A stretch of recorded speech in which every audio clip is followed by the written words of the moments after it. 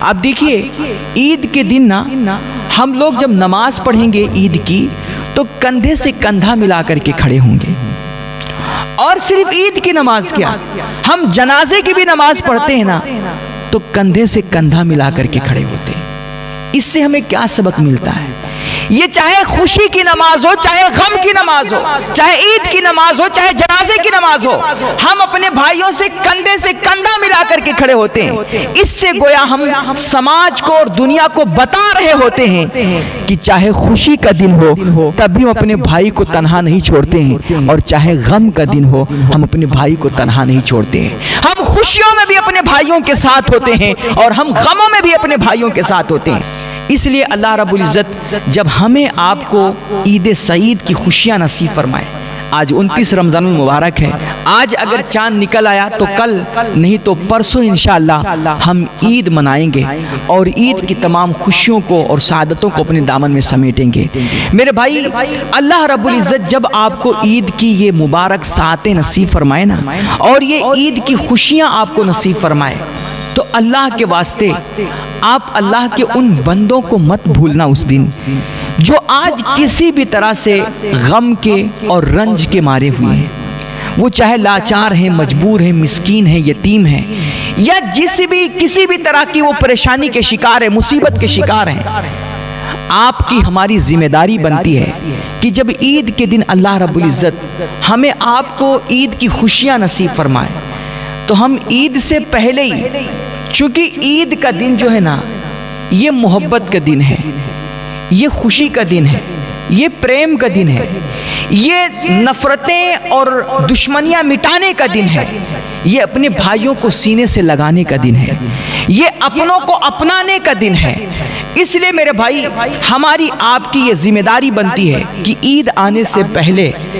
ہم چلیں اپنے گاؤں میں، اپنے محلے میں، اپنے اڑوس پڑوس میں اور اپنے خاندان رشتہ دار میں، اپنے دوست احباب میں ایسے لوگوں کو تلاش کریں کہ جو کسی بھی طرح سے کسی غم کے، کسی رنج کے مارے ہوئے ہیں، ان کو کسی بھی طرح کی کوئی پریشانی لاحق ہے، وہ کسی مصیبت میں مبتلا ہیں. اگر انہیں کسی چیز کی ضرورت ہے تو ان کی ضرورتیں پوری کر کے، مسکینوں، یتیموں، لاچاروں، بیواؤں اور مجبوروں کی امداد کر کے، اور اگر وہ کسی غم اور تکلیف کے مارے ہوئے ہیں تو ان کے غم اور ان کی تکلیفوں کو دور کر کے، ان کی مصیبتوں کو اور ان کے دکھوں کو بانٹ کر کے، ہم زیادہ کچھ نہیں کر سکتے تو کم سے کم ان کے غموں میں شریک تو ہو سکتے ہیں، تو ان کی غموں کو بانٹ کر کے، ان کی تکلیفوں کو بانٹ کر کے، ان کو دلاسا دے کر کے، ان کے سامنے تسلی کے دو بول کر کے ان کے چہرے پر آپ مسکراہٹ لانے کی کوشش کریں. آپ دیکھیے عید کے دن نا ہم لوگ جب نماز پڑھیں گے عید کی تو کندھے سے کندھا ملا کر کے کھڑے ہوں گے. اور صرف عید کی نماز کیا، ہم جنازے کی بھی نماز پڑھتے ہیں نا تو کندھے سے کندھا ملا کر کے کھڑے ہوتے ہیں. اس سے ہمیں کیا سبق ملتا ہے؟ یہ چاہے خوشی کی نماز ہو، چاہے غم کی نماز ہو، چاہے عید کی نماز ہو، چاہے جنازے کی نماز ہو، ہم اپنے بھائیوں سے کندھے سے کندھا ملا کر کے کھڑے ہوتے ہیں. اس سے گویا ہم سماج کو اور دنیا کو بتا رہے ہوتے ہیں کہ چاہے خوشی کا دن ہو تب بھی ہم اپنے بھائی کو تنہا نہیں چھوڑتے ہیں، اور چاہے غم کا دن ہو ہم اپنے بھائی کو تنہا نہیں چھوڑتے ہیں. ہم خوشیوں میں بھی اپنے بھائیوں کے ساتھ ہوتے ہیں اور ہم غموں میں بھی اپنے بھائیوں کے ساتھ ہوتے ہیں. میرے بھائی، اسلام کی جتنی بھی عبادتیں ہیں نا، اسلام کے جو بھی احکامات ہیں، آپ دیکھیے کہ اسلام جو اتنا خوبصورت دین ہے، اس کی خوبصورتی کا راز ہی یہی ہے کہ اسلام کا کوئی بھی عمل بے مقصد نہیں ہوتا ہے، کوئی بھی حکم بے نتیجہ نہیں ہوتا ہے، بے اثر نہیں ہوتا ہے.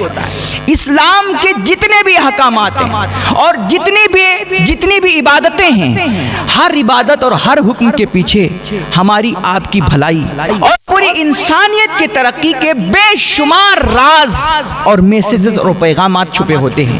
اس لیے ضرورت ہے اب کہ ہم اپنی ان عبادتوں کے پیچھے کی وجہ اور اس کے پیچھے چھپے ہوئے انسانیت اور اپنے معاشرے کی ترقی اور بھلائی کے راز کو معلوم کریں، اور اس کو معلوم کر کے اب ہم حقیقی طور پر، عملی طور پر اپنی زندگیوں میں اسے لاگو کریں، اسے اتاریں.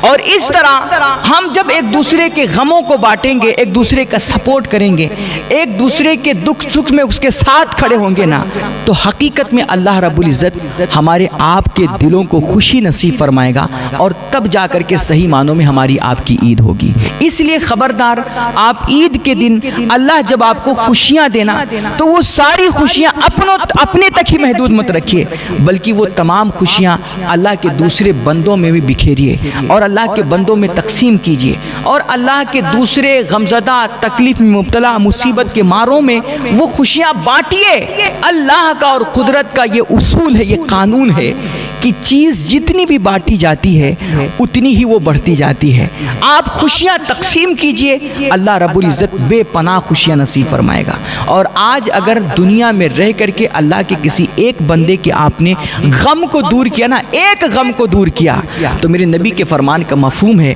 کل اللہ رب العزت قیامت کے دن آپ کے 70 بڑے غموں کو دور فرما دے گا۔ اللہ ہم سب کو عمل کی توفیق بخشے۔ وآخر دعوانا الحمدللہ رب العالمین۔ السلام علیکم۔